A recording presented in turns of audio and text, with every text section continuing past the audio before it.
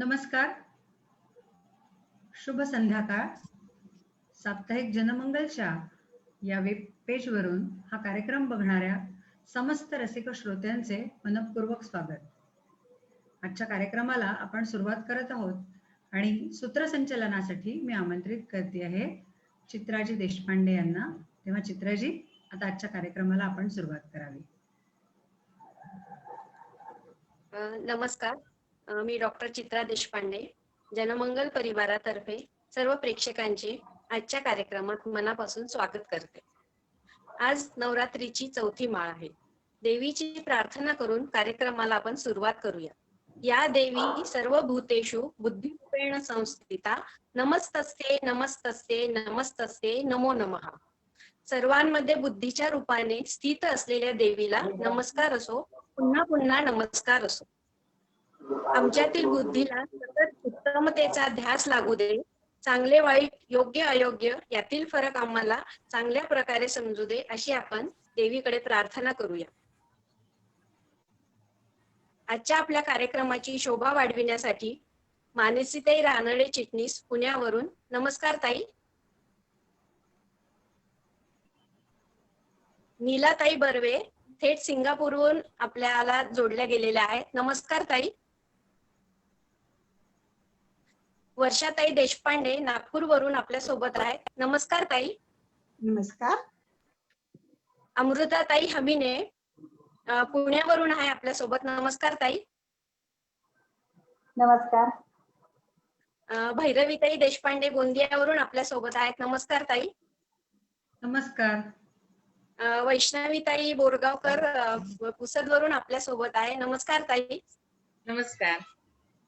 आणि आपल्या श्रेयाताई सरनाईक पुसदवरून आपल्या सोबत आहे, नमस्कार ताई. नमस्कार. सर्व सख्यांचे खूप खूप मनापासून स्वागत. यानंतर कार्यक्रमाचे प्रास्ताविक भैरवीताई देशपांडेंनी करावे अशी मी त्यांना विनंती करते. भैरवीताई. नमस्कार मंडळी, पुनश्च एक बार आपणा सर्वांचे स्वागत. साप्ताहिक जनमंगलच्या या वेबपेजवरून मागील 4 दिवसांपासून आपण हा नवरात्र उत्सव साजरा करतोय. स्त्री शक्तीला वंदन करण्याची ही एक आगळी वेगळी प्रथा, हा एक पायंडा, जो खूप चांगला असा पायंडा आहे, तो इथे पाडला गेला आहे आणि त्याबद्दल मी मनपूर्वक ऋणी आहे. साप्ताहिक जनमंगल, लोकव्रत प्रकाशन या सगळ्यांचीच. खरं म्हणजे इथे आज बसलेलं असताना सगळ्या या लाल वस्त्र धारण केलेल्या माझ्या सखींना बघताना मला आजचं हे व्यासपीठ म्हणजे हळूहळू शक्तीपीठाकडे वाटचाल करताय की काय असं वाटतंय. कारण शक्तीचा, तेजाचा, चैतन्याचा रंग आहे लाल, आणि त्या लाल वस्त्र धारण केलेल्या या सगळ्या आपल्या सखींचे सादरीकरण आपण बघणार आहोत आणि त्याचा आनंद घेणार आहोतच. तत्पूर्वी मला विशेषत्वानं सांगायला आवडेल की आजचा दिवस हा लोकव्रत प्रकाशन, साप्ताहिक जनमंगल या संपूर्ण परिवारासाठी अत्यंत महत्वाचा असा दिवस आहे. आज एक अपूर्व योग घडून आलेला आहे. एक खूप छान योगायोग आजच्या ललिता पंचमीच्या सुमुहूर्तावर झालेला आहे, आणि तो म्हणजे आज 2 पुस्तकं घेऊन लोकव्रत प्रकाशन आपल्या सगळ्यांच्या भेटीला आलं आहे. त्यातील पहिलं पुस्तक म्हणजे नवरात्री विशेषांक, ज्या विशेषांकाला नावही तितकंच समर्पक असं नाव दिलेलं आहे. त्या विशेषांकाचं नाव आहे आदिशक्ती. तर हा आदिशक्ती नावाचा विशेषांक साप्ताहिक जनमंगल परिवार तुमच्या सगळ्यांच्या भेटीला घेऊन आलेला आहे. लवकरच ते तुम्हा सगळ्यांना उपलब्ध होईल. त्याचप्रमाणे एक दुसरा खूप अपूर्व असा जो योग मी म्हणते आहे, तो म्हणजे आज साप्ताहिक जनमंगलच्या मार्गदर्शिका, ज्या अत्यंत हिरहिरीने सगळ्या कामांमध्ये सहभागी असतात, त्यांचं मार्गदर्शन नेहमी सगळ्यांना मिळतं, अशा आमच्या सखी वैष्णवीजी बोरगावकर यांचंही एक पुस्तक आज प्रकाशित होणार आहे, प्रकाशित झालेलं आहे. किंबहुना आपण असं म्हणूया की आज ते पुस्तक उपलब्ध झालेलं आहे अद्वैत या नावाने. तर हेही पुस्तक एक अपूर्व आनंद देणारं असं हे पुस्तक आहे. तेव्हा या दोन्ही पुस्तकांचं आपण स्वागत करूया. मंडळी, या इतक्या सुंदर सोहळ्याचं आयोजन, नियोजन या सगळ्यांची कल्पना जी असते ती आमच्या मार्गदर्शक आणि संपादक माननीय ॲडव्होकेट वर्षाताई माडगुळकर यांची असते.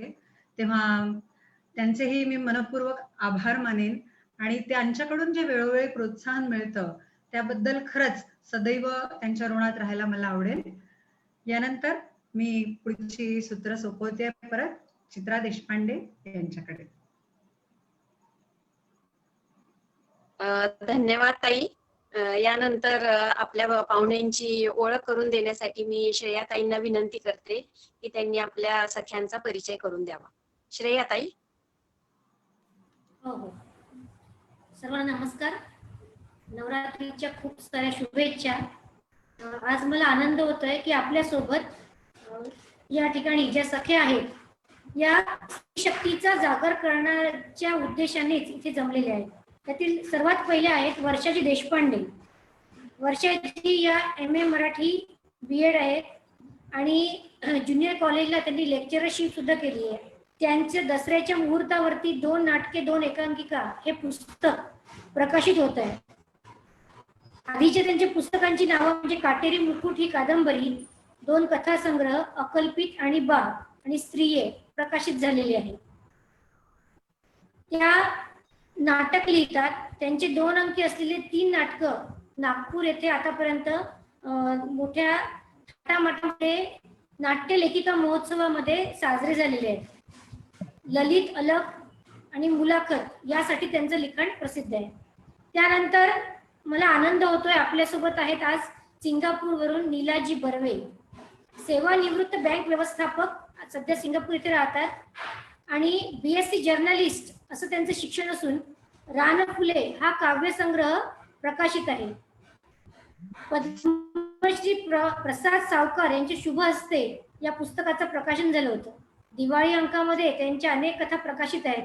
ठाणे, गोवा येथील वर्तमानपत्रामध्ये त्या सातत्याने लिखाण करतात.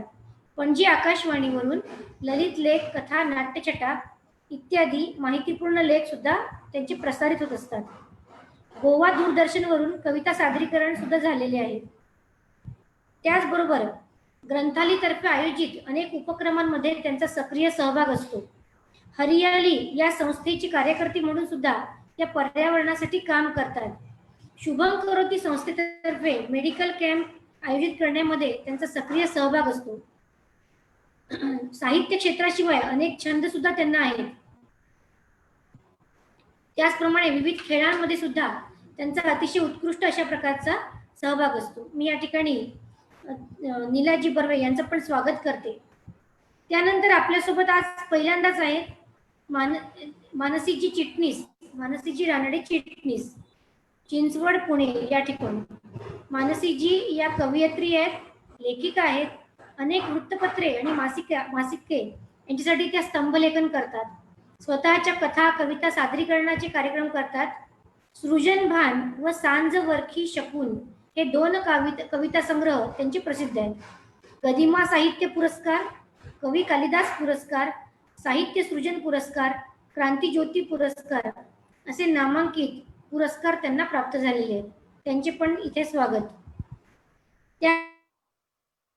त्याचप्रमाणे आपल्या सोबत आहे डॉक्टर अमृता मधुर हमिने. अमृताजी आयुर्वेदिक चिकित्सक आणि योगा थेरपिस्ट आहेत. पतंजली आयुर्वेद क्लिनिकला त्या सातत्याने सेवा देतात आणि गेल्या 7-8 वर्षापासून लेखन आणि काव्यरचना त्या करतात.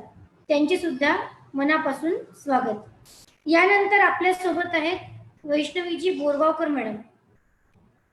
मला अतिशय आनंद होतो वैष्णवीजी बोरगावकर मॅडम यांचं इथे स्वागत करताना. आजचा दिवस हा साप्ताहिक जनमंगल आणि लोकपुरात प्रकाश अतिशय महत्वाचा, अतिशय स्पेशल असा प्रकारचा हा दिवस असून हा आनंद कसा व्यक्त करावा हेच कळत नाहीये. याचं महत्वाचं कारण म्हणजे आताच भैरवीजींनी सांगितलं की त्यांचा अद्वैत हा काव्यसंग्रह ऑनलाईन म्हणजे Amazon Kindle वरती आज सकाळी बरोबर 9 वाजता उपलब्ध झाला, प्रकाशित झाला. फक्त एवढीच आनंदाची बातमी नाहीये, तर याही पुढे जाऊन अतिशय मोठ्या प्रमाणामध्ये सांगायचं म्हणजे यांचा हा काव्यसंग्रह इंटरनॅशनल बेस्ट सेलर नंबर 1 ठरला आहे. इंटरनॅशनल बेस्ट सेलर नंबर 1 अद्वैत सौ वैष्णवी विनोद बोरगावकर, अतिशय उत्कृष्ट सगळ्या रचनांनी संपूर्ण असा हा काव्यसंग्रह, आणि यासाठी साप्ताहिक जनमंगल आणि लोकव्रत प्रकाशनतर्फे आदरणीय बोरगावकर मॅडम यांचे मनापासून खूप खूप अभिनंदन. मॅडम 2 मिनिटं मी तुम्हाला अशी विनंती करते की तुम्हाला जर याबद्दल काही बोलायचं असेल तर तुम्ही आता कृपया आमच्याशी बोला. बोरगावकर मॅडम. धन्यवाद श्रेया. खरं म्हणजे या काव्यसंग्रह प्रकाशित होण्याचं श्रेय हे श्रेयाला जातं. माननीय वर्षाताई माडगुळकर आणि शिरीष कुलकर्णी सर यांनी घेतलेल्या अथक प्रयत्नांना जातं. त्यांनी आम्हाला जे इन्स्पायर केलं ते त्याचं प्रमुख कारण आहे. आणि अर्थातच याच्यात माझ्या 3ही मुलांचा, कल्याणी, मृणाली, चिन्मय आणि चौथी श्रेया, या सर्वांचा खूप मोठा वाटा आहे.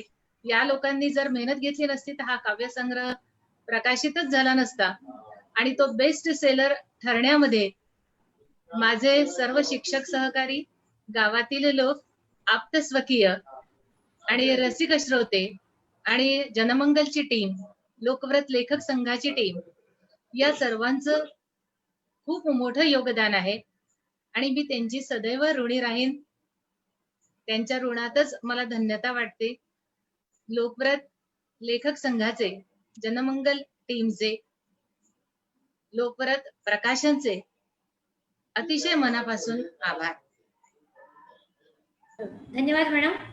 या ठिकाणी मला अजून उल्लेख करावा असं वाटतो, आदरणीय माणिकजी घारपुरे, गायत्रीजी मुळे, रश्मीजी पतवाड मदनकर यांचे सुद्धा जे अनमोल सहकार्य आपल्याला सतत लाभत असते त्याबद्दल त्यांचे सुद्धा मनापासून आभार. यानंतर आपल्या कारण त्यांनी माझ्या बऱ्याच कवितांना लाईक केलं, बूस्ट केलं, म्हणजे छान लिहिलं असं म्हटलं. भले मी फुले आणि कवितावर छोटे छोटे 4-4 ओळी टाकत होती, तर त्यामुळे माझं मनोधैर्य नक्कीच वाढलंय. त्यांना पण माझ्याकडून धन्यवाद. धन्यवाद मॅडम. यानंतर आपल्यासोबत आहेत आपल्या मार्गदर्शक, आधारस्तंभ, ज्यांच्याशिवाय आपला हा कार्यक्रम होऊच शकत नाही. म्हणजे इतर कोणी नसलं तरी चालेल, परंतु या मात्र पाहिजेच. त्या आपल्या सर्वांच्या लाडक्या आदरणीय भैरवीजी देशपांडे या गोंदियावरून आपल्यासोबत जॉईन झालेले आहेत. आणि त्यासोबत आपल्यासोबत आहेत आज चित्राजी देशपांडे, डॉक्टर चित्राजी देशपांडे या पुण्यावरून आपल्यासोबत जॉईन झाले आहेत आणि आजचं सूत्रसंचालन सुद्धा त्याच करणार आहे. तर पुन्हा एकदा अद्वैतसाठी, अद्वैताच्या सॉफ्ट कॉपीसाठी इंटरनॅशनल बेस्ट सेलर नंबर 1 ठरलं, यासाठी बोरगावकर मॅडम यांचे खूप खूप मनापासून अभिनंदन. आणि यानंतरची पुढची सूत्र मी चित्राजींकडे सोपवते. धन्यवाद श्रेयाताई. भैरवीताईंनी छान प्रस्तावित केले आणि तुम्ही सगळ्यांची, आपल्या सख्यांची छान ओळख करून दिली. आता आपण कार्यक्रमाकडे वळूया. सर्वप्रथम मी वर्षाताई देशपांडेंना आमंत्रित करते की त्यांनी आपल्यासाठी काय सादर करायचं ठरवलं आहे. वर्षाताई देशपांडे.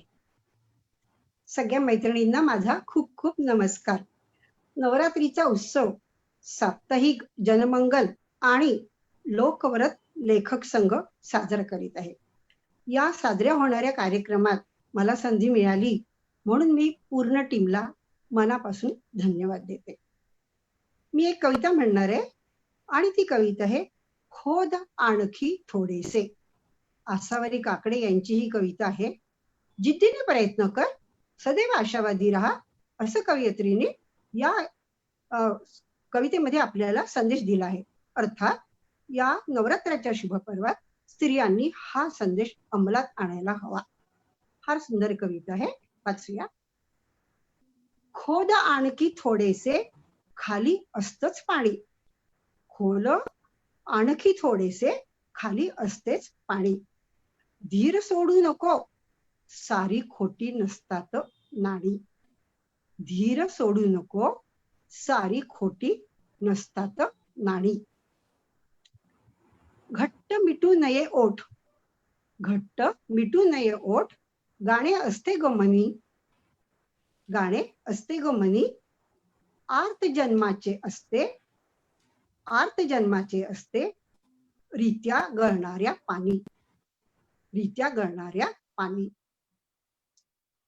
मूठ मिटून कशाला म्हणायचे भरलेली, मूठ मिटून कशाला म्हणायचे भरलेली, उघडून ओंजळीत घ्यावी मनातली तळी, उघडून ओंजळीत घ्यावी मनातली तळी. झरा लागेलच तिथे, झरा लागेलच तिथे, खोद आणखी जरासे, झरा लागेलच तिथे, खोद आणखी जरासे, उमेदीने जगणाऱ्याला बळ लागते थोडेसे, उमेदीने जगणाऱ्याला बळ लागते थोडेसे. धन्यवाद. नमस्कार. वा, छान. वर्षाताई, वर्षाताई खूप छान कविता सादर केली. आशावादी राहण्यासाठी प्रोत्साहन देणारी खूप छान कविता आणि तुम्ही छान सादर केली. यानंतर मी डॉक्टर अमृताताईंना विनंती करते की त्यांनी आपलं वाचन सादर करावं. अमृताताई. नमस्कार. साप्ताहिक जनमंगलच्या पेजवरून प्रसारित होणाऱ्या शक्तीचा जागर या कार्यक्रमात सहभागी असलेल्या सर्व सख्यांना माझा नमस्कार. तसेच हा कार्यक्रम आवर्जून पाहत असणाऱ्या सर्व श्रोत्यांना माझा नमस्कार. या देवी सर्व भूतेषु मातृरूपेण संस्थिता, नमस्तस्ते नमस्तस्ते नमस्तस्ते नमो नमः. नवरात्री म्हणजे शक्तीचा जागर. चराचरामध्ये स्थूल आणि सूक्ष्म स्वरूपात व्यापून असलेल्या शक्तीचा जागर. अशा या शक्तीला नमन करून स्त्रीमध्ये उपजतच असलेल्या मातृशक्तीचा आज आपण गौरव करूया. मी एक पाहिलेलं दृश्य मी सांगते. एकदा एक लहान गरीब मुलगी, अगदी 9-10 वर्षाचीच असेल, अन्नासाठी वणवण फिरत असते. तिने तिच्या काखेमध्ये आपल्या छोट्या लहान भावाला घेतलेलं असतं आणि उन्हातान्हाची अन्नासाठी ती बिचारी वणवण फिरत असते. जेव्हा तिला पहिली भिक्षा मिळते तेव्हा ती छोटी 10 वर्षाची मुलगी स्वतःची तहान भूक विसरून त्या काखेमधल्या बाळाला पहिले अन्न भरवते. हे दृश्य पाहून मला जाणवलं की स्त्री ही फक्त हृदयी पान्हा नयनी पाणी अशी वात्सल्य मूर्तीच नाही, तर ती एक शक्तीचा प्रत्यक्ष नमुना आहे. आपल्या लहान मुलाला अन्न भरवण्याची तिची ताकद आहे, सहनशक्ती आहे, त्याच्यासाठी कष्ट करण्याची तिची ताकद आहे आणि त्याग आहे. यावरून मला एक कविता सुचली, ती मी आपल्यासाठी सादर करते. बाळ हातात आलं की स्त्रीची आईच होते. बाळ हातात आलं की स्त्रीची आईच होते. मग वय कितीही असू दे, कोणतंही असू दे, नातं कोणतंही असू दे, बहीण मावशी आत्या कोणीही का असे ना, दाटून येते आभाळ माया आणि हृदयात फुटतो पान्हा. दाटून येते आभाळ माया आणि हृदयात फुटतो पान्हा. लगेच झटकून देते ती तिचे अवखळ बालपण. लगेच झटकून देते ती तिचे अवखळ बालपण आणि जबाबदारीने पेलते नशिबी आलेले आईपण. पाठीवर देते आधार, पाठीवर देते आधार, डोळ्यात रुजवते स्वप्न. पाठीवर देते आधार, डोळ्यात रुजवते स्वप्न. ओंजारते गोंजारते थोपटते कुरवाळते. ओंजारते गोंजारते थोपटते कुरवाळते आणि प्रसंगी धोपटते. घडवते नवीन जीवाला, घडवते नवीन जीवाला आणि शेवटी मुक्त करते आपल्या बंधनातून एक उंच भरारी घ्यायला, स्वच्छंदी जगायला. अशीच असते ती आई, स्त्री, माय, एक अफाट शक्ती, मातृशक्ती. धन्यवाद. सुंदर. धन्यवाद अमृताताई. खूप छान सादर केली. जैन देश देखे रवी ते देखे कवी, छोट्याशा प्रसंगातून तुम्हाला हे सुचलेलं आहे. खूप छान मातृत्वाचा गौरव करणारी कविता सादर केली. खूप धन्यवाद. यानंतर मी नीलाताई बर्वे यांना आमंत्रित करते की ते आपल्यासाठी आज काय सादर करणार आहे. नीलाताई बर्वे. नीलाताई आवाज येतोय का?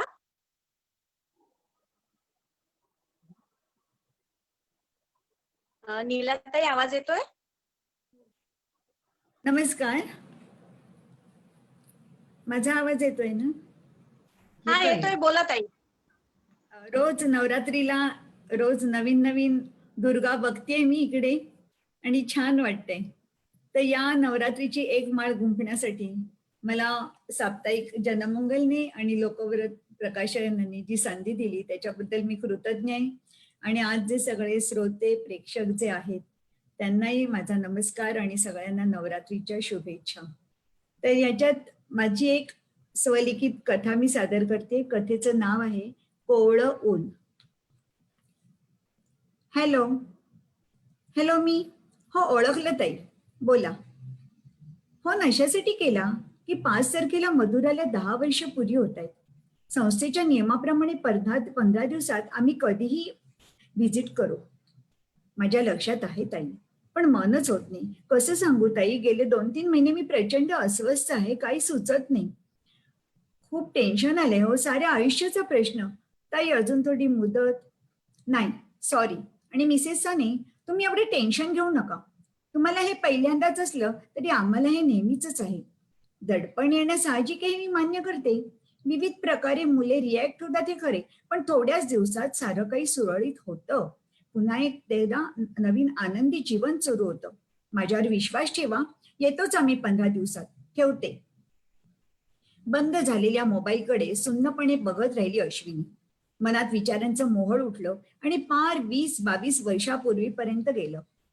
आपल्या करिअर विषयी ठाम असणारी तरतरीत लहानखुरी अश्विनी.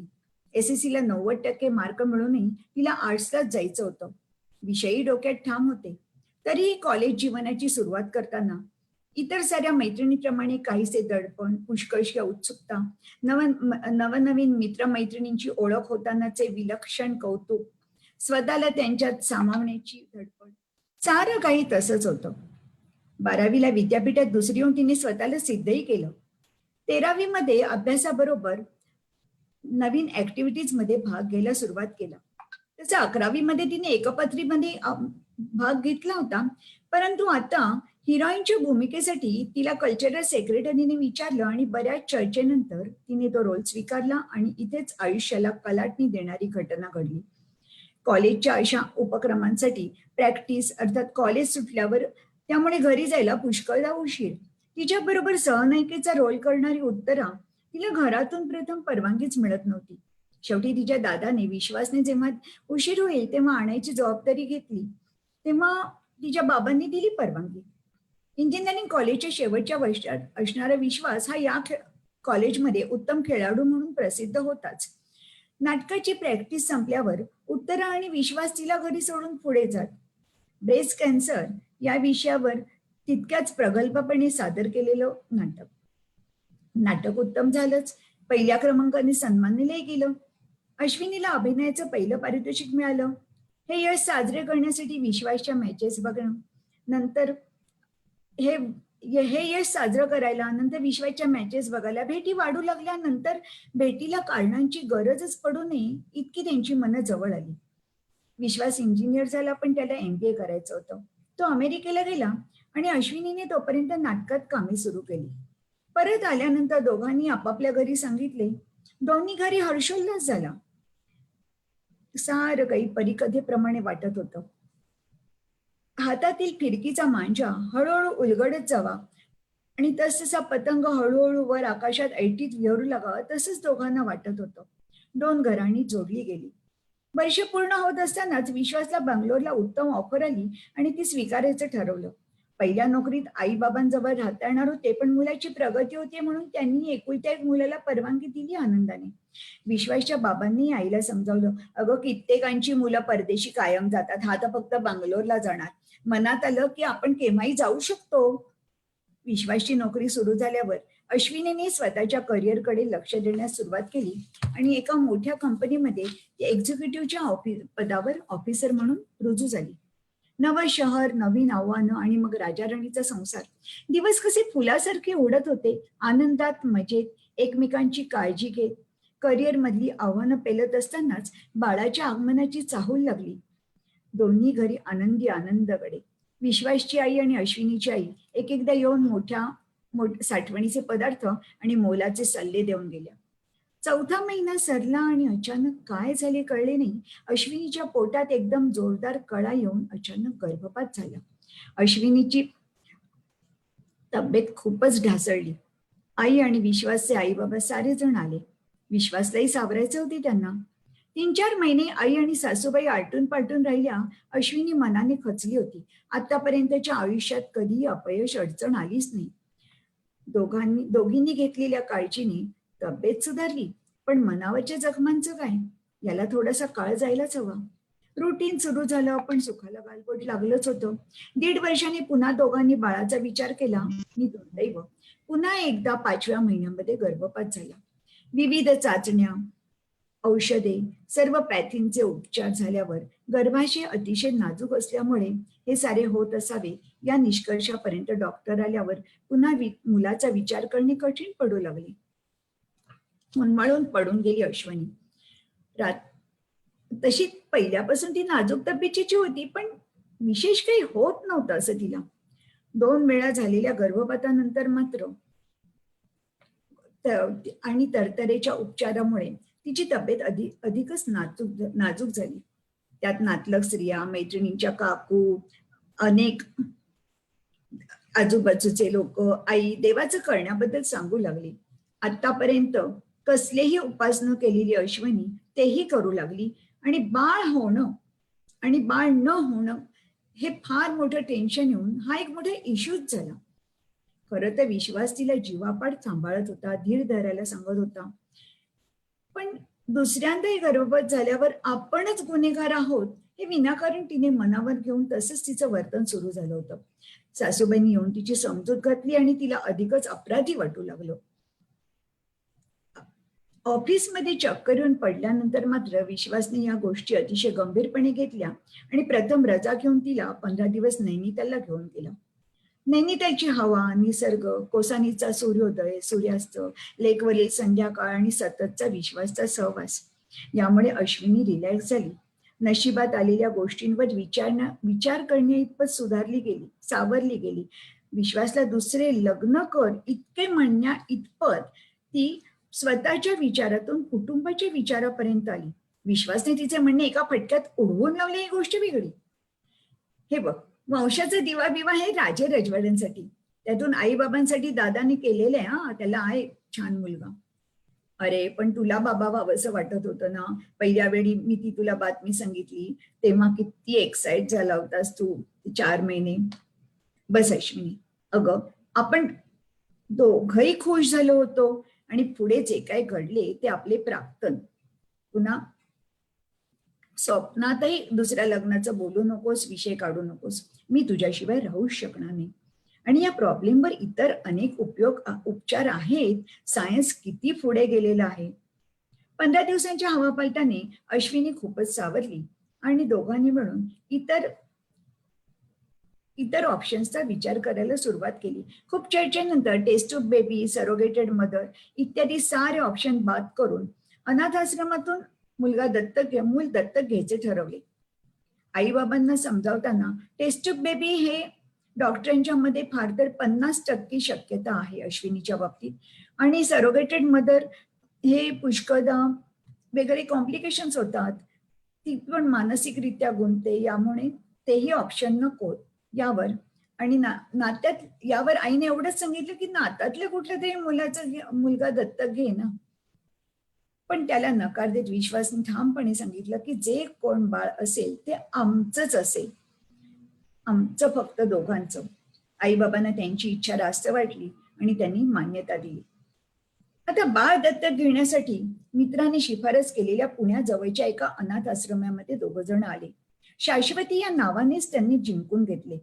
शहीद झालेल्या कर्नलच्या नावाने त्याच्या पत्नीने हा आश्रम सुरू केला होता.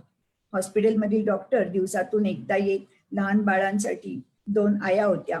मोठ्या मुलांना शाळेत पाठवणे, संध्याकाळी संस्कार वर्ग घेणे, त्यांचे जेवण इत्यादीसाठी बऱ्याच बायका ठेवलेल्या होत्या आणि प्रेमाने करत होत्या. ताईंना आपला मानस सांगितल्यावर त्यांनी आपल्या संस्थेचे त्यांना नियम सांगितले. दत्तक घेणाऱ्या जोडप्याने फक्त कोणत्या वयाचे मूल हवे इतकेच सांगायचे. मुलगा की मुलगी हा ऑप्शन नाही. मूल दत्तक घेतल्यानंतर संस्थेची माणसं पहिल्या वर्षी 6 वेळा येणार, पुढच्या वर्षी प्रत्येक वेळी मूल 10 वर्षाचं होईपर्यंत वर्षातून 4 वेळा सरप्राईज व्हिजिट करणार. जर मुलाची आबाळ होत असं वाटलं तर पालकांना इथे बोलावलं जाईल. मुलाच्या 10व्या वर्षी त्याला त्याच्या दत्तक विधीबद्दल पालकांनी सांगायचं आणि त्यानंतर 15 डिसेंबर ते 15 जानेवारी या कालावधीत 8 दिवस पालक आणि मुलांनी आश्रमात राहायला यायचं. याचा हेतू हाच की आपणच असे एकटे नाही होत, आपल्यासारखी अशी सगळी मुलं आहेत हे त्यांना इथे समजते, आपापसात मैत्री होते.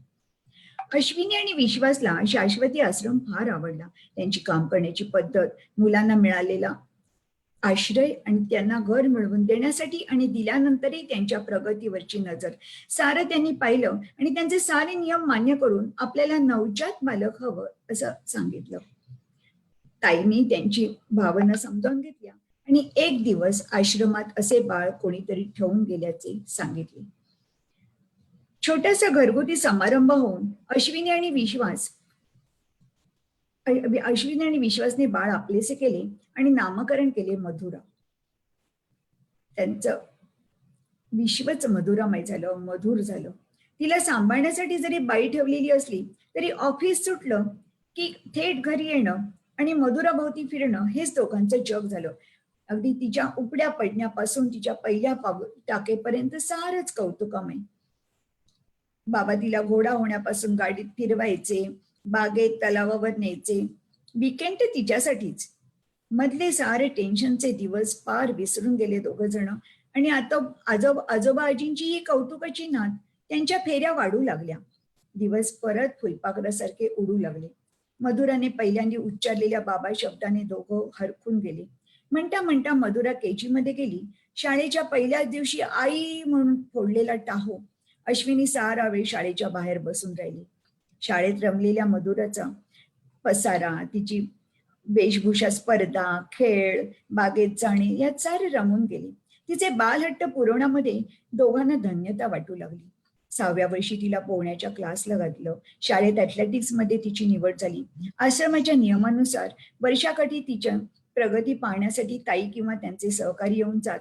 मधुरा आणि त्यांच्या मावशी म्हणूनच त्यांना ओळखत असे. मधुराच्या प्रगतीबद्दल अतिशय समाधान वाटत होतं त्यांना. वयाच्या 8व्या वर्षी मधुरा बुद्धिबळ स्पर्धेत 13 वर्षाखालील वयोगटामध्ये राज्यात पहिली आली तेव्हा विश्वास आणि अश्विनीला आभार ठेवणं वाटलं. सुख सुख म्हणतात ते हेच का असा प्रश्न पडत असतानाच तो फोन खणाणला आणि ताईंनी आश्रमाच्या नियमाची आठवण करून दिली. म्हणता म्हणता 10 वर्ष गेली. कुठला नियम आपण मान्य करून बसलो त्याची भीषणता तेव्हा नाही कळली, पण त्यावेळी एकच ध्यास होता की बाळ पाहिजे. त्यासाठी नियमांकडे इतकं बारकाईने बघण्याची विचारशक्तीच नव्हती. आता काय होईल? आपण विसरूनच गेलो की आपण तिची आई नाही. तिला तर काहीच माहित नाही आणि आता तिला कळलं की काय आघात होईल तिच्या मनावर. कशी पचवेल ते ही सत्य या कोवळ्या वयात. असला कसला नियम? निदान 18 वर्षाची तरी होऊन दे, जरा मॅच्युरिटी येऊन दे. विचारामागून विचार येत असताना, आई खूप भूक लागली, लवकर खायला दे ना. मधुराचा आरडाओरडा. पुस्तकातून वाचलेलं, सिनेमातून पाहिलेलं तेच आपल्याकडे घडतंय का? तिला खायला देताना विचार अश्विनीचे पाठ सोडत नव्हते.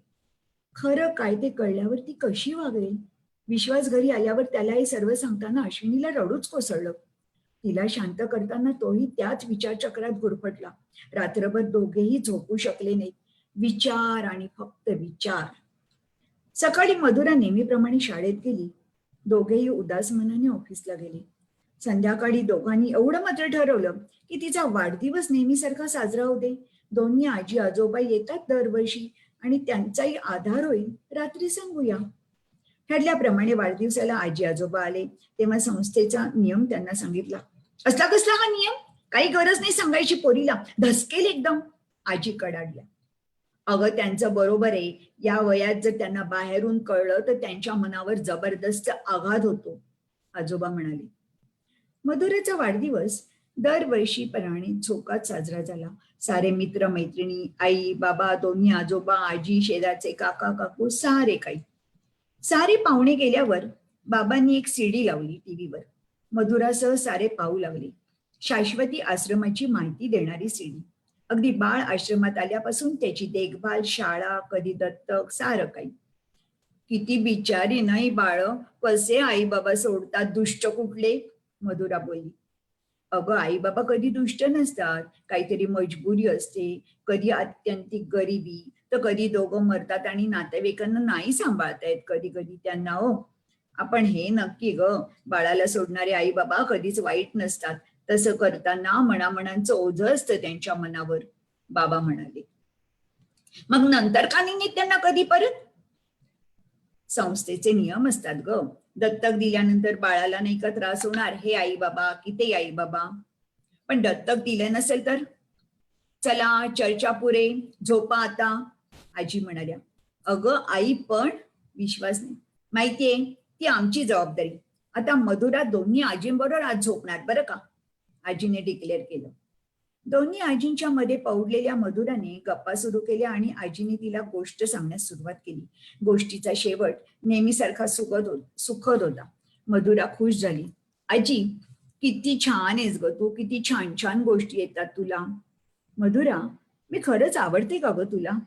असं काय आजी, तुम्ही नेहमीच राहा इथे असं मी उगाच म्हणते. तुम्ही दोघी मला हव्यात इथे, पण ऐकतच नाहीत. अगं तिकडेही नातवंड आहे, असं करतेस का? तू चल मुंबईला आमच्या बरोबर. आणि शाळा तिकडे घेऊ ऍडमिशन.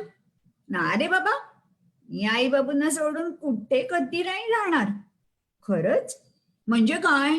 ते सुद्धा मला सोडून एक दिवसही राहू शकणार नाही. माझी बुद्धिबळाची स्पर्धा होती, टीचर होत्या बरोबर, तरी आई 4 दिवस रजा घेऊन आली होती कोल्हापूरला, माहितीये? हो ग हो, खरी आईस ग ती तुझी, फक्त तुला जन्म दिला नाही इतकंच. आजी म्हणजे काय? काय म्हणतेस तू? दोन्ही आजींनी मिळून मधुराला हलकेच सत्य सांगितले आणि जवळ घेतले. मनभर बर्फ पडावा तशी फ्रीज झाली मधुरा. मोठ्यांनी रडावंसं वाटत असून सुद्धा रडू येत नव्हतं अशी अवस्था. दोन्ही आजी फक्त तिच्या पाठीवरून, डोक्यावरून, डोळ्यावरून हात फिरवत होत्या. त्या रात्री खरं तर कोणीच झोपलं नाही. मधुरा रात्रभर एका कुशीवरून दुसऱ्या कुशीवर होत होती अस्वस्थपणे, आणि बालपणीच्या आठवणी आठवत होती. 10 वर्षाची कोवडी पोर हो, पण आई बाबांबरोबरचे एक एक प्रसंग, संदर्भ आठवत होती, मध्येच गदगदत होती. आठवणी अगदी कालच्या वाढदिवसापर्यंतच्या. सकाळी दोन्ही आजोबा हॉलमध्ये येरझाऱ्या घालू लागले. सोफ्यावर आई बाबा सुन्नपणे बसले होते. एक आजी आतमध्ये मधुराजवळ तर दुसरी बाबांजवळ बसली. आजीने हळुवारपणे मधुराच्या डोक्यावर हात फिरवला आणि मधुरा क्षणात उठली आणि आजीच्या गळ्यात पडली. जागीच होतीस का ग बेटा? हो ग आजी, तू आता जाणार नाहीस ना ग? नाही रे राजा, राहीन हो 4-8 दिवस, तू म्हणशील तितके दिवस राहीन. सही म्हणत मधुरा ओरडतच बाहेर आली. सारेजण चकित नजरेने बघू लागले. आई बाबा, आजी अजून राहणार, मी म्हणेन तितके दिवस, येस. मधुरा बोलतच बाहेर आली आणि पुढच्या क्षणी दोघांच्या गळ्यात पडत म्हणाली, तुम्हीच माझे खरे खरे आई बाबा, खरं ना? होय रे राजा, आम्हीच तुझे खरे खरे आई बाबा. आजोबा आजी पाणावलेल्या डोळ्यांच्या कडा दोघांनी सगळ्यांनी टिपल्या. बाबा उशीर झाला, दप्तर भरायला मदत करणारे. दोघं कामाला लागले आणि सुरेख कोवळवून साऱ्या घरात पसरलं आहे असं साऱ्यांना वाटलं. आणि अश्विनीने फोन लावला, ताई तुम्ही कधीही येऊ शकता. वाह नीलाजी, फारच सुंदर अप्रतिम अशी तुमची कथा होती आणि खूप काही सुंदर. तितकंच समर्पक, कोवळवून. फारच सुंदर. मला तर असं म्हणावंसं वाटतंय की परत एकदा तुमच्या कथेनं हे सिद्ध केलंय की फक्त जन्म दिला कीच आई पण येतं असं नाही. त्याच्यासाठी प्रेमाची जी भावना लागते ती खरी आईकडे असणं हे जास्त महत्वाचं आहे. खूप छान, मनापासून आवडली तुमची कथा आणि सादरीकरण तर अगदी उत्तमच. काय श्रेयाजी मला तुम्हाला? त्याच्यावर एकच सांगावंसं वाटेल की ही कथा माझी गोव्यामधल्या दिवाळी अंकामध्ये प्रकाशित झाली आणि त्याच्यामध्ये फक्त नाव देतात, बाकी काही नाही. तर कोणी माझे फोन नंबर वगैरे, म्हणजे त्याला रिॲक्शन चांगल्या झाल्या, पण एक मला अत्यंत हृदयस्पर्शी म्हणजे मला फोन आला एक दिवस, आणि कोल्हापूरहून फोन आलेला. त्या बाईंनी सांगितलं की 13 वर्ष झाली आम्हाला मुलबाळ नव्हतं. आम्ही खूप विचार करत होतो, हो नाही अक्षरशः इतका विचार करत होतो, सगळ्यांचे सल्ले उलटे पुलटे देतात. तुझी कथा वाचली आणि आम्ही एक मुलगी दत्तक घेतली, आणि वा. ते ऐकल्यावर मी भरून पावले. फारच सुंदर. खूप छान, खूप छान. खूप छान नीलाताईने प्रभावीपणे कथा सादर केली आणि विश्वास आणि अश्विनीची गोष्ट समाजात आपल्याला दिसतेच. तर खूप छान संदेश, वेगळा विचार नीलाताईंनी कथेमध्ये मांडला आणि आपला हा कार्यक्रम सिंगापूर पर्यंत पोहोचला या गोष्टीचा आनंद आहेच आहे. यानंतर मी मानसीताई रानडे चिटणीस यांना विनंती करते की त्यांनी आपलं सादरीकरण करावं. मानसीताई, नमस्कार, मानसीताईंना येतोय का मी आवाज? मानसी चिटणीस. हो, येतोय आवाज मला. माझा आवाज येतोय का तुम्हाला? हो येतोय ताई, करा सुरू.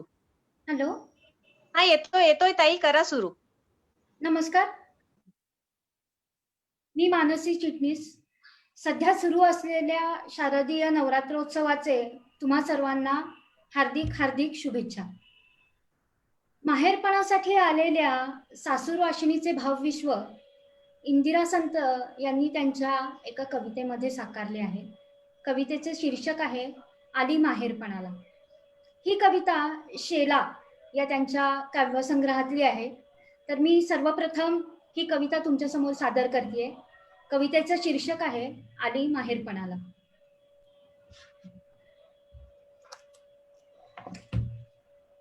आली माहेरपणाला, आली माहेरपणाला आणा शेवंतीची वेणी. आली माहेरपणाला आणा शेवंतीची वेणी. पाचू मरव्याचे तुरे जरी कुसर देखणी. पाचू मरव्याचे तुरे जरी कुसर देखणी. आली माहेरपणाला, आली माहेरपणाला आणा रवा तूप लोणी. आली माहेरपणाला आणा रवा तूप लोणी. केशर वेलचीचा वास भरे कानोकानी. केशर वेलचीचा वास भरे कानोकानी. आली माहेरपणाला, आली माहेरपणाला चाले कौतुक सोप्यात. बघा, आली माहेरपणाला चाले कौतुक सोप्यात. म्हणजे आईपासून ते बाबांपर्यंत, काका आजोबा, घरातले सगळी भावंड, सगळेच जण ह्या सासूरवाशिनीचं कौतुक करतायत. आली माहेरपणाला चाले कौतुक सोप्यात. माझं घरी चुलीपाशी झेंडूच्याही फुलोऱ्यात. माझं घरी चुलीपाशी झेंडूच्याही फुलोऱ्यात. जेव्हा लग्न होऊन गेलेली आपली मुलगी परत माहेरपणाला येते तेव्हा तिचं कौतुक कोण करत नाही, तर अख्खं घरदार सज्ज होतं त्या मुलीच्या कौतुकासाठी. म्हणूनच म्हणतायत माझं घरी चुलीपाशी झेंडूच्याही फुलोऱ्यात. कौतुकाची गोड लाट, कौतुकाची गोड लाट अशी येता अंगावर. माहेरवाशीण एकदम मोहरून जातीये कौतुक एक मिळाल्यावर. कौतुकाची गोड लाट अशी येता अंगावर. थर थर पापणीत आणि डोळे कुठे दूर. थर थर पापणीत आणि डोळे कुठे दूर. नव्या जाणीवेची कळ, नव्या जाणीवेची कळ कशी कुणा सांगायची. नव्या जाणीवेची कळ कशी कुणा सांगायची. नव्या संसाराची राणी, राणी नाही हृदयाची. नव्या संसाराची राणी, राणी नाही हृदयाची. आली माहेरपणाला, आली माहेरपणाला आणा शेवंतीची वेणी. धन्यवाद. खूप सुंदर मानसीजी, खूप छान, खूप छान. थँक्यू. सुंदर सुंदर. कविता मला वाटतं ऐकताना प्रत्येका माहेर वाशिणीला तिचं लग्न कितीही वर्षांपूर्वी झालेलं असो, कदाचित तो काळ नक्कीच आठवेल की जेव्हा ती एक नवपरिणीता होती आणि पहिल्यांदा माहेरी गेल्यावर जे कौतुक तिला अनुभवायला मिळतं. काय वाटतं चित्राजी तुम्हाला? हो नक्कीच भैरवीताई.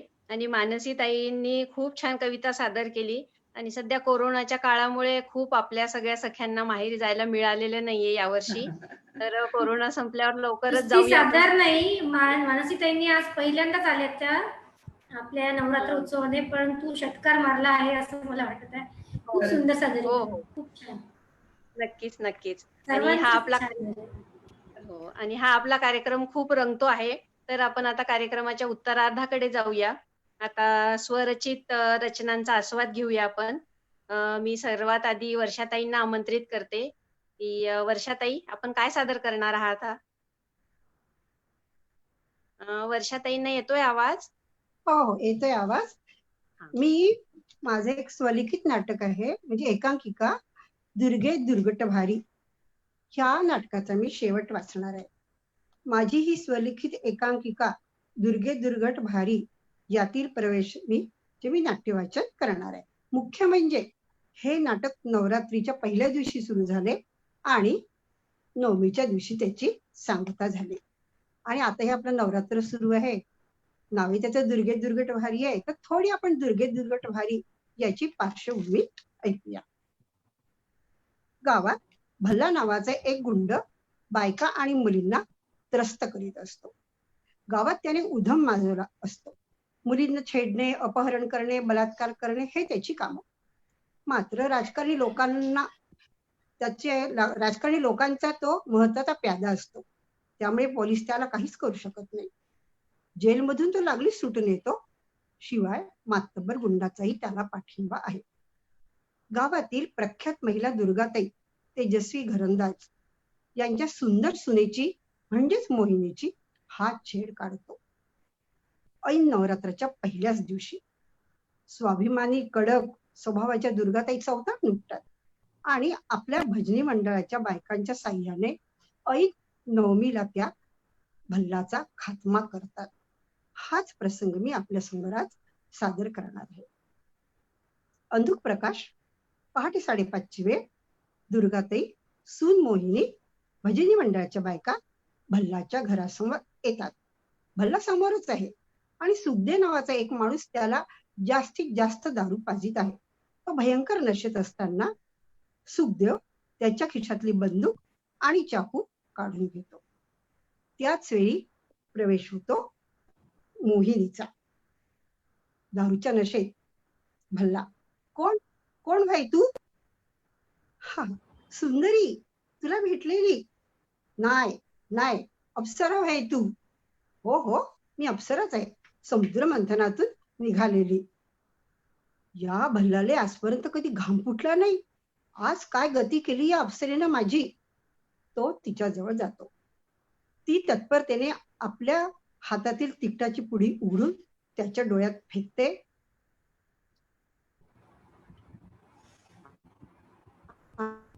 आणि ओरडते, दुर्गे दुर्गट भारी, मारलं रे, ठेचतो तिले, आणि तिच्या अंगावर जायचा प्रयत्न करतो. बायका त्याच्या भोवती कड करतात आणि त्याला मारत सुटतात. बायकांचे आवाज, धर त्याचं तंगड, पाड त्याला, ही घे माझी लाथ, मी तर चाकूचे वारच करणार तुझ्या शरीरावर, मी गळाच कापते याचं विळ्यानं, या वरवंट्यानं याचं डोकंच ठेचते, मी हातोडी मारणार, मी ते याच्या छातडावर दगडच मारणार. प्रमोदिनीबाई, थांबा, मेला तो, कारण त्याची हालचाल आता बंद झाली आहे. दुर्गाताई, मेला एकदाचा, जन्मभर बायकांना त्रास दिला, त्यांच्याच हातातून मरण आलं मेल्याला. एवढ्यात इन्स्पेक्टर मोहिते पोलिसांसह आणि डॉक्टरांसह तिथे येतात. इन्स्पेक्टर, हे कसं घडलं, कोणी मारलं याला? सर्वजणी, मी मारलं, या शस्त्राने मारलं. एक बाई म्हणते, इन्स्पेक्टर मला पकडा, मी मारलं या राक्षसाला, अजून कुणीही मारलं नाही आणि या बायकांनी कोणी काहीही केलं नाही. सर्वजणी, तिला नाही, मला पकडा. दुर्गाताई, सर्वजणी निर्दोष आहे, या सर्वांची सूत्रधार मी आहे. इन्स्पेक्टर साहेब, मला अटक करा कृपया. इन्स्पेक्टर गोंधळतात, सर्वांकडे आळीपाळीने पाहतात, भल्लाकडे बघतात आणि मग डॉक्टरांना एका बाजूला नेऊन हळू आवाजात काहीतरी चर्चा करतात. इकडे दुर्गाताई बायकांना म्हणतात, दुर्गाताई, आपलं ठरलं होतं ना, या कृत्याची जबाबदारी मी घेणार, काय चालवलंय तुम्ही बायकांनी? दामिनी, असं कसं दुर्गाताई? आम्ही नाही, आम्ही तुमची साथ सोडणार नाही. जे व्हायचं ते सर्वांचंच होऊ दे. सर्व बायका बरोबर आहे, बरोबर आहे. आणि इन्स्पेक्टर मग येतात. त्या बायकांच्या पाशी येऊन इन्स्पेक्टर, कृपया सर्वांनी शांत व्हावं. वास्तविक पाहता भल्लाचा खून झालाच नाही आणि त्याला कोणी मारलंही नाही. अति दारूच्या सेवनानं त्याचा अंत झाला. तो आधीच मेला होता. त्यामुळे कुणावर गुन्ह्याचा आरोप नाही आणि कुणाला अटक करायचंही कारण नाही. तुम्ही सर्वजण कायद्याच्या चौकटीतून मुक्त आहात. सर्वजणी घरी जाऊ शकता. इन्स्पेक्टरचे बोलणे ऐकून सर्व बायका स्तब्ध. दामिनी आणि तेजस्विनी एकमेकींकडे बघतात. तेवढ्यात मोहिनी ओरडते, दुर्गा आई की जय, दुर्गा आई की जय. सगळेजणी तिला साथ घालतात. दुर्गा माता की जय. दुर्गाताई, अहो असं कसं शक्य आहे? आपण नाही का मारलं त्याला? दामिनी, दुर्गाई चला चला चला, आपल्याला मिरवणुकीत जायचं आहे ना. असं करून त्यांना धरतात हातात आणि मिरवणुकीच्या समोर सगळ्या समोर त्यांना उभं करतात. तेजस्वीने त्यांचा हात उंच करत, दुर्गाताईंचा विजय असो. मोहिनी, 1 2 3 4, दुर्गाताईंचा जय जयकार. सगळेजणी ओरडतात आणि त्यांची मिरवणूक देवळाकडे जायला लागते. इन्स्पेक्टर त्यांच्याकडे कौतुकाने बघतो. त्याच्या डोळ्याच्या कडा ओलावतात. इन्स्पेक्टर पाणवलेल्या डोळ्यांच्या कडा पुसत म्हणतो, हे माते, तुला वंदन असो. नवरात्रीच्या या पवित्र नवमीला स्त्री शक्तीच्या स्वरूपात साक्षात या दुर्गा मातेने मला दर्शन दिलंय. तुला मी त्रिवार वंदन करतो आणि झपाझप चालायला लागतो. नमस्कार. वा, छान छान. छान.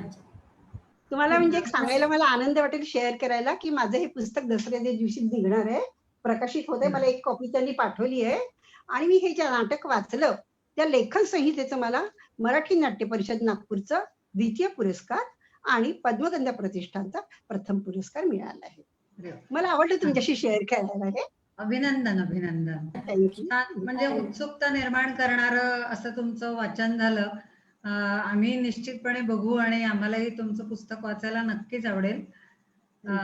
चित्राजी, पुढे जाऊया आता. वर्षाताईंनी खूप छान वाचन केलेलं आहे आणि ज्वलंत प्रश्न एकांकिकेत मांडलेला आहे. यानंतर मी अमृताताईंना विनंती करते की त्यांनी सादरीकरण करावं. अमृताताई. नमस्कार. अशाच एका साहित्यप्रेमींच्या ग्रुपवर एका कवींची ओळख झाली. ते आहे श्रीयुत अरुण सावंत. त्यांची एक स्त्री शक्तीचा गौरव करणारी कविता मला खूप आवडली. ती कविता मी इथे सादर करते. आत्ताच नाही तर अगदी प्राचीन काळापासून स्त्रीला पुरुषाच्या खांद्याला खांदा लावून लढण्याची ताकद तिच्या अंगी आहे. फक्त तिला आपला आत्मविश्वास जागरूक ठेवून सर्व प्रतिकूल परिस्थितींवर मात करून आपलं अस्तित्व टिकवण्यासाठी धडपड केली पाहिजे हे सांगणारी आणि काही जुन्या अतिशय पराक्रमी स्त्रियांचं कौतुक करणारी आणि आपल्याला प्रेरणा देणाऱ्या स्त्रियांचं वर्णन करणारी ही कविता मी आपल्या समोर सादर करते. भास्कराचार्यांची पुत्री सुप्रसिद्ध लीलावती. भास्कराचार्यांची पुत्री सुप्रसिद्ध लीलावती सोडी अवघड सूत्रे होती महान गणिती. होता पैठणात सक्ती पुढे आली तेव्हा मुक्ती. होता पैठणात सक्ती पुढे आली तेव्हा मुक्ती. आई बाबांच्या पाठीशी होई ज्ञानेशाची शक्ती. पुत्र छत्रपती केला महाराष्ट्र आनंदला. पुत्र छत्रपती केला महाराष्ट्र आनंदला. जिजाऊंच्या तडफेने इथे यवन पळाला. घेता ज्योतिबाने वसा साथ सावित्री भरोसा. घेता ज्योतिबाने वसा साथ सावित्री भरोसा. क्रांतिकारी शिक्षणाने दावी समाजा आरसा. करी समाज जखमा त्यास नाही कैसी क्षमा. करी समाज जखमा त्यास नाही कैसी क्षमा. फारकतीची लढाई जिंके डॉक्टर रखमा. जेव्हा होत्या स्त्रिया दिन आता विसरा ते दिन. जेव्हा होत्या स्त्रिया दिन आता विसरा ते दिन. आज सर्वच क्षेत्रात साऱ्या आहेत प्रवीण. आज सर्वच क्षेत्रात साऱ्या आहेत प्रवीण. जुन्या विचारांचा नाश स्त्री तोडी सारे ते पाश. जुन्या विचारांचा नाश स्त्री सोडी सारे ते पाश. घेता उंच ती भरारी थरथर ते आकाश. घेता उंच ती भरारी थरथर ते आकाश. धन्यवाद. धन्यवाद अमृताताई. खूप छान अमृताजी, खूप छान, मस्त झालं सादरीकरण. धन्यवाद. तुमची आधीची पण कविता खूप सुंदर होती आणि तुम्ही वृत्तबद्ध पण लिहिता ना? हो लिहिते. चालेल. पहिल्या कार्यक्रमामध्ये मी ती वृत्तबद्ध कवितेचा जो हो. कार्यक्रम होता ना त्याच्यात केली होती. हा, छान त्यानंतर अमृताताई. येत राहा वारंवार. नक्की नक्की. आपल्या सगळ्यांची ओळख झाली आता नक्की येणार. अमृताताई, स्त्री शक्तीच्या गौरवाचे छान सादरीकरण केले तुम्ही. यानंतर मी मानसीताईंना विनंती करते की त्यांनी सादरीकरण करावे. मानसीताई. दुसऱ्या सत्रामध्ये मी माझी स्वरचित कविता सादर करते, जो माझा आगामी काव्यसंग्रह आहे, सांजबरखी शकून, त्या संग्रहातील ही कविता आहे. माझ्या या संग्रहातील कवितांना शीर्षक नसल्यामुळे मी कवितेलाच सुरुवात करते. आता बकेट लिस्ट मांडायची आहे मला. आता बकेट लिस्ट मांडायची आहे मला तुझ्या समोर. तीही अशी की साऱ्या इच्छांचा शेवट तूच करावास. तीही अशी की साऱ्या इच्छांचा शेवट तूच करावास. आजवरचे सारे हवे हवेसे स्पर्श, अधुरीशी मिठी, जी आता तू पूर्ण करावीस. आजवरचे सारे हवे हवेसे स्पर्श, अधुरीशी मिठी, जी तू आता पूर्ण करावीस. सफेद फेसाळलेली, शुभ्र लाटात भिजलेली तुझी आठवण यावी तरंगत. सफेद फेसाळलेली, शुभ्र लाटात भिजलेली तुझी आठवण यावी तरंगत. आणि ओठांवर फुलावे अलगद हसू. आणि ओठांवर फुलावे अलगद हसू. डोळ्यातून ओघळणारे खारे काजळ. डोळ्यातून ओघळणारे खारे काजळ. तसेच कडांवर थबकताना. तसेच कडांवर थबकताना. तुझी बोट तू गुंफावीस माझ्या पुढे आलेल्या बटांवर. तुझी बोट तू गुंफावीस माझ्या पुढे आलेल्या बटांवर. त्याच वेळी शुभ्र वस्त्रात लपेटून निजलेल्या माझ्या हातात. त्याच वेळी शुभ्र वस्त्रात लपेटून निजलेल्या माझ्या हातात लेखणी असावी. माझ्या हातात लेखणी असावी आणि श्वासात तुझं विरघळलेलं नाव. श्वासात तुझं विरघळलेलं नाव. धन्यवाद. वा, खूप छान, खूपच मस्त, खूप छान. अप्रतिम, फार सुंदर छान. कविता. मानसीताई, थँक्यू. मानसीताई, कविता संग्रहासाठी अभिनंदन आणि खूप खूप शुभेच्छा. आणि आम्हाला नक्कीच आवडेल हा कविता संग्रह वाचायला. नक्की नक्की. त्यानंतर मी वैष्णवी ताईंना मानसीजी, आमंत्रित करते की आज त्या कार्यक्रमाच्या. चित्राजी, एक मिनिट. मानसीची कविता खूप सुंदर होती. म्हणजे कोजागिरी येण्याच्या आधीच टिपूर चांदणं तुम्ही आज किती सँडवला आहे. खरंच मला वाटते खूप छान. थँक्यू. थँक्यू. आणि म्हणजे त्यातलं ते असं खारं काजळ जे आहे ते हो, फारच कल्पना सुंदर होती ती. अक्षरशः खरंच खूपच छान.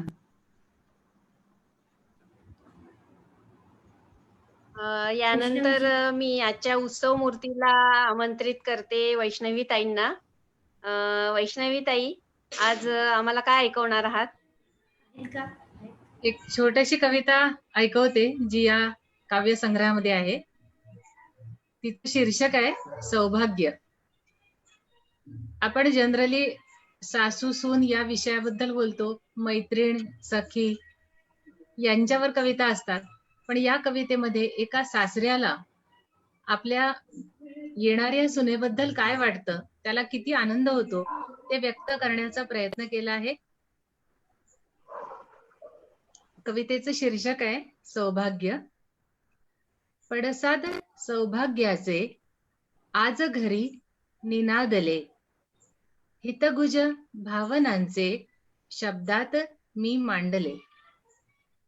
क्षण सुवर्ण आठवांचे मनी घालती पिंगा, त्या अद्भुत आवर्तात अंतर आनंदले. हसे बोले लाजे गोडती, चंद्रही वेडावला, चांदणे झेलताना दोन जीव हरखले. शब्दांना सुरात रोज हलकेच बांधतो मी, आज तिच्या हरेक श्वासाचे गीत झाले. सुखावून गेली सर्वांना ही गाज हृदयाची, तन मन सांदळून हिंदोळी विसावले.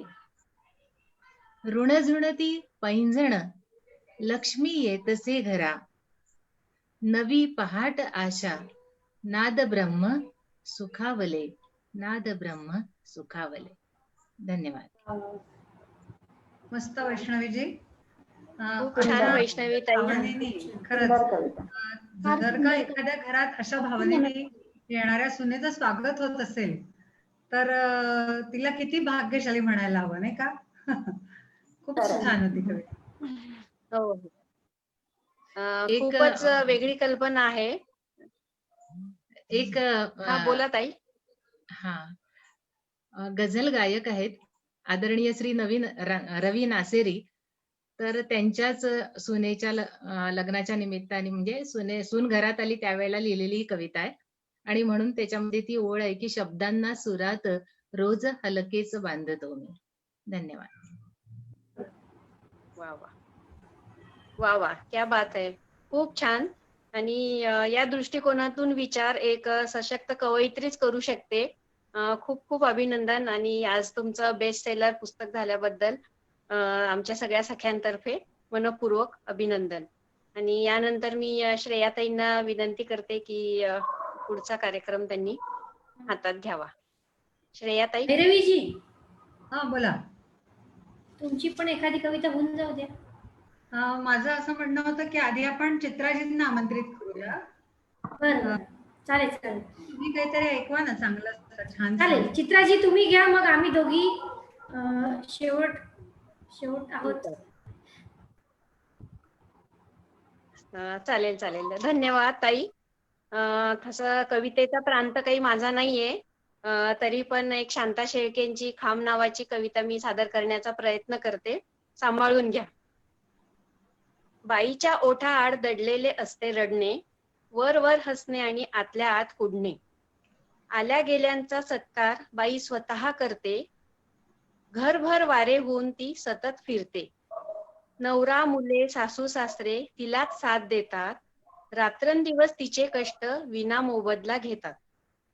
आजाऱ्याच्या उशापाशी दिवा घेऊन जागते, भल्या पहाटे उठून पुन्हा बाई कामाला लागते. रांधा वाढा उष्टी काढा चे कपाळावर गोंधण, राबण्याचा गाव लग्नात मिळाला तिला अंदण. गोंधणात खुलत असतो सूर्यगंध टिळा, चार काळ्या मनोनी साजरा दिसे गळा. तिच्या आहेव चुड्या आड मनगट असते घट्ट, सारे मीच करीन जन्मताच हट्ट. कुशीत भार वाहून देते वंशाचा दिवा, पुढच्या अनेक पिढ्यांसंगे तीच जुळविते दुवा. भुईत पाय रुजवून ती आभाळात फुलते, देहाचाच खांब करून अवघे घर तोलते, देहाचाच खांब करून अवघे घर तोलते. धन्यवाद. देहाचाच खांब करून अवघे घर तोलते. खूप सुंदर. फार सुंदर कविता. नावच असं घेतलं आहे त्यांनी, काही प्रश्नच नाहीये. चित्राजींनी जी कविता ऐकवली ती तर विचार करायला लावणारी अशी आहेच. किंबहुना बहुतांशी स्त्रियांचं हे सत्यच आहे की देहाचाच खांब करून ती अवघे घर तोलते. आज तुम्हाला काय ऐकवायला आवडतंय श्रेयाजी? आज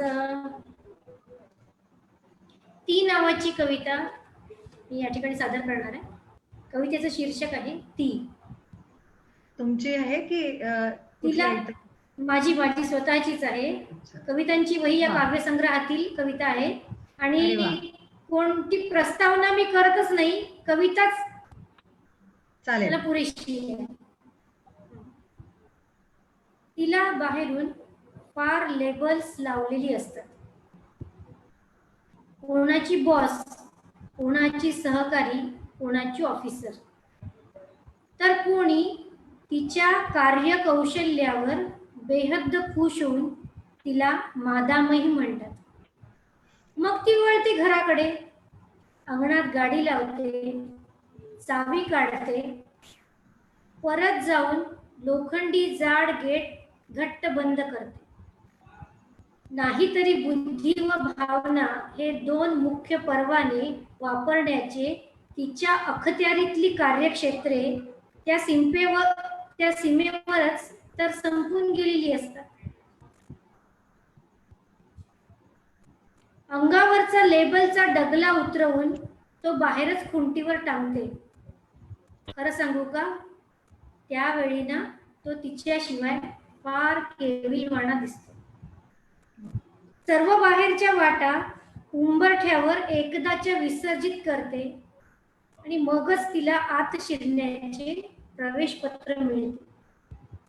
मनात खवळलेला समुद्र साथीला घेऊन ती एकटीच हातघाईची लढाई लढत राहते. लाटा येतात कधी, लाटा जातात कधी, तिची तिलाच ठाऊक. आता एक शब्द सुद्धा तिचा घात करू शकतो. खरं तर म्हणून ती काही बोलतच नाही. कितीतरी कमस्सल नात्यांचे आतले धागे पार न उसवता समजूतदारपणाची एकच मुरडटी तिच्या संसाराच्या इब्रतीला ना फार सुरकुत्या पडू देत नाही. तिच्या साय पांघरलेल्या शब्दात स्वतःला गुरफटून घेत अख्खे घर चिडी चूप बाळासारखे शांत झोपून जाते. मला मात्र तेव्हा एखाद्या सौधातून स्वतः जळत जाणारी व तरीही प्रकाश देणारी ती एक पणती का कोणास ठाऊक उगाच वाकुल्या दाखवत राहते अशी ती. वा, सुंदर. तुम्हाला म्हणजे तुम्ही म्हणता बरेचदा की वाटते खूप छान. श्रेयाजी, तुमच्या आधुनिक बोलण्यात स्त्री नेहमी हा उल्लेख येतो की तुम्हाला इतरांच्या मुक्त छंदातल्या कविता आवडतात, पण तुमच्या मुक्त छंदातल्या कविता ऐकल्यावर मी मात्र तुमच्याही कवितांची फॅन झाली आहे आणि मला वाटतं चित्राजी, मानसीजी, वर्षाजी, नीलाजी, सगळ्यांचं, अमृता, सगळ्यांचं हेच मत असेल की अत्यंत ताकदीच्या कवयित्री आहात आणि खूप छान मुक्त छंदातनं लिहिता तुम्ही. तुमच्या पुढच्या काव्य प्रवासासाठी खूप खूप शुभेच्छा तुम्हाला. आणि धन्यवाद. चित्राजी, हा यानंतर मला असं वाटतं आपण आता शेवटाकडे आलेलो आहोत. चितच भैरवीजी, भैरवीजी तुम्हीच पुढचं सूत्र आता घ्या शेवट करण्याचं. चालेल.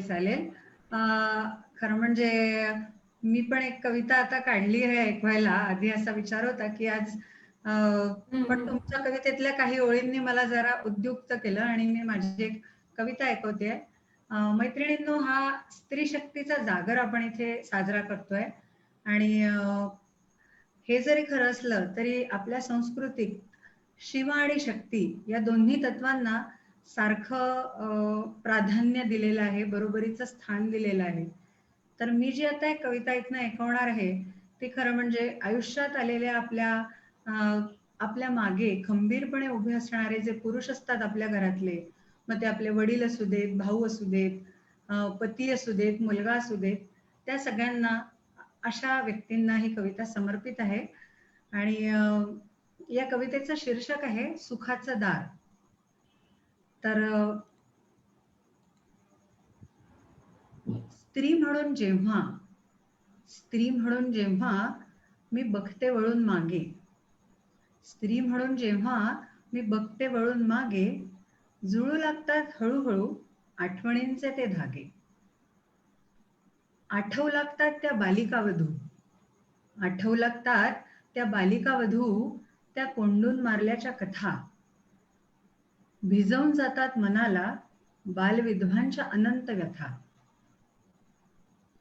कर्वे फुले होऊन, कर्वे फुले होऊन तुम्हीच दिलात विश्वास, दिलीत माझीच मला खात्री, केशवपन करणारी तुम्हीच काढून घेतलीत कात्री. होतच काय माझं जग, होतच काय माझं जग, फक्त चूल आणि मूल. तुम्हीच घडवलीत आनंदी सावित्री, पाडलीत शिक्षणाची भूल. रूढींनी होतं रडवलेलं, परंपरांनी होतं फसवलेलं. रूढींनी होतं रडवलेलं, परंपरांनी होतं फसवलेलं. त्यावेळी तुम्हीच मला बरोबरीत होतं बसवलेलं. निभावलीत तुम्ही सारी नाती, निभावलीत तुम्ही सारी नाती. पिता, बंधू, पती अन पुत्र. मी पडले जर का आजारी, तुम्हीही जागून काढलीत रात्र. कधीतरी तुम्हीच शिकलात करायला भाजी, कधीतरी तुम्हीच शिकलात करायला भाजी. चक्क लावायला लागलात कुकर. तुम्हीच दिलीत साथ अशी, माझा करिअरचा मार्ग केला सुकर. कळलंय तुम्हाला जीवनाची अवघड वाट, एकट्याने होत नाही पार. कळलंय तुम्हाला जीवनाची अवघड वाट, एकट्याने होत नाही पार. मिळून प्रवास केला तरच उघडतं सुखाचं दार. डोळ्यात स्वप्न नव्या उद्याचे, डोळ्यात स्वप्न नव्या उद्याचे. आशेच्या सूर्यांचे सोनेरी किरण. चला बांधू आपण मिळून आपल्या दारी त्यांचं तोरण. चला बांधू आपण मिळून आपल्या दारी त्यांचं तोरण. धन्यवाद. वा वा भैरवीताई, छान. खूप खूपच सुंदर. खूप सुंदर. पूर्वीच्या काळापासून आतापर्यंतचा आढावा घेतला कवितेतून. खूप छान. धन्यवाद. धन्यवाद. सगळ्या जुन्या वाईट रूढींना तू कात्री लावलीस, ते खूप छान झालं. ती ओळ खूप आवडली आहे. हा, आणि मला असं वाटते आता आपण इथे थांबायला हरकत नाहीये. अगदी बरोबर आहे? नक्की. आपला कार्यक्रम आता शेवटाला येऊन पोचलेला आहे आणि आपण आता इथेच थांबणार आहोत आणि परत भेटणार आहोत लवकरच पुढच्या आपण आपल्या कार्यक्रमात. आज आपल्याला जसं नवरात्र विषयांक हा त्या ठिकाणी प्रकाशित झाला आहे, अद्वैत हे पुस्तक प्रकाशित झालं आहे. तसंच मला सांगायला आवडेल की लवकरच दिवाळी विशेषांक सुद्धा भरगच्च अशा प्रकारचा दिवाळी विशेषांक कुटुंब शक्ती या नावाने लवकरच येत आहे.